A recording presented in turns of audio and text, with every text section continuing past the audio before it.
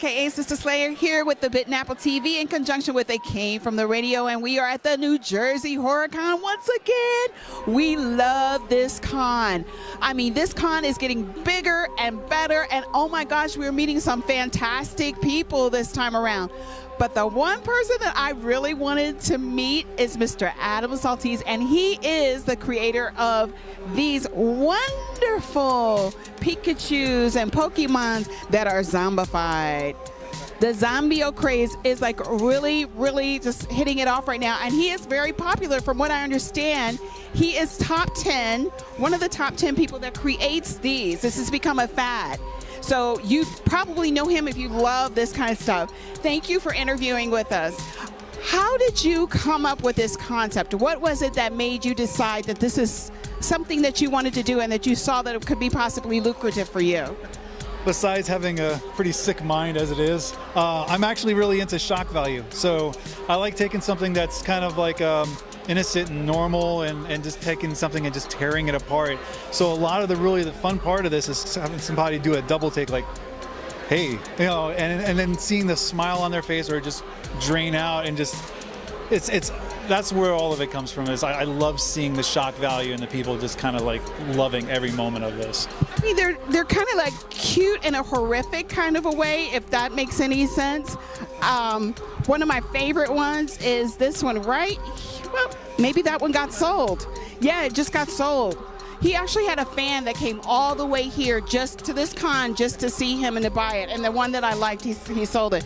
But apparently this was all full today. This was like completely full. And he is like running. I mean, this is like all done pretty much. You've only got maybe like 3 or 4 figurines in there. Yeah, out of the 55 I did have, I think I'm down to about 24, 25, which is I'm happy about that very much. I will show you this one. This is one of my favorite ones right here.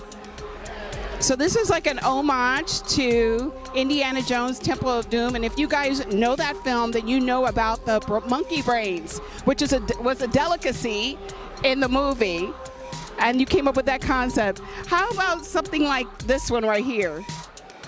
This is adorable. In its own sick little way. Yeah, I love it. The thing with Kirby is that he's very hungry, so I imagined him where he ate so much that his mouth was widened up and it just kind of tore it apart. So once again, sick mind at play, but I had a lot of fun with it. So now let me ask you this: Are you thinking about, like, I see that you have more, you have this, but this is God of War right here, by the way. Are you thinking about creating more figurines, not just the Pokemon phase, but other stuff that you're thinking about doing? Well, I do enjoy tearing up pretty much any toy. So anybody asks me, I usually go ahead and say, hey, I had done a Green Lantern, I've done Stormtroopers, I've done pop figures. So I could take any toy and tear it to shreds. So anything, even if it's, you know, already gory and stuff, I can always take care of it. So yeah, if they contact me, I can do it. So your fans can contact you and say, hey, can you zombify this for me? And you can do it. Absolutely. I think we started a new craze right here. I think we just made some more money for you by doing that, thinking about doing that. Where can we find you and get more of these little items like this?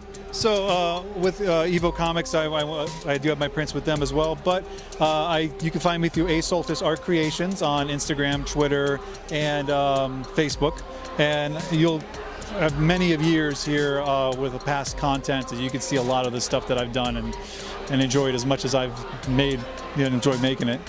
Speaking of Evo Comics, I don't know if you guys remember Hash from Evo Comics. I mean, we interview Hash all the time. We interview somebody over here as a fan also. We interview Hash all the time. Hash is like a jack of all trades, and we absolutely love him. And I just told him he is quickly becoming one of my top 10 favorite people. But one of the things that you also do is you do these watercolors here. So can we take a look at these? These are your watercolors? Yes.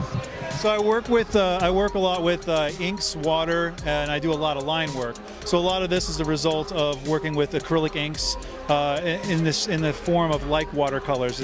They don't move after they put down on the paper, but I like having a randomness and a less splatter to it. So like with Jack here, the way his bow tie was made is I put a little bit of ink down and I use a straw to kind of make it randomly branch out. And I do it a lot on a lot of them to kind of give it a sense of jump and action. I do have a lot of prints through him, and I've done everything from Rick and Morty to My Little Pony. So I do a lot of stuff. I mean, gosh, you're very extremely talented. You're extremely talented. Which one of these I think is which one is your top seller?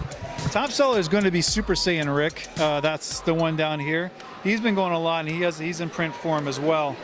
And I love doing Rick and Morty stuff, and I plan on probably doing a Rick Venom also. I'm thinking about merging those worlds too.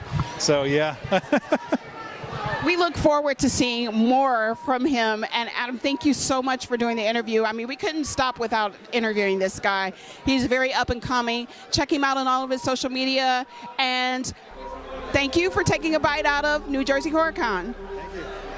Thank you very much. Take a bite out of the apple before it takes a bite out of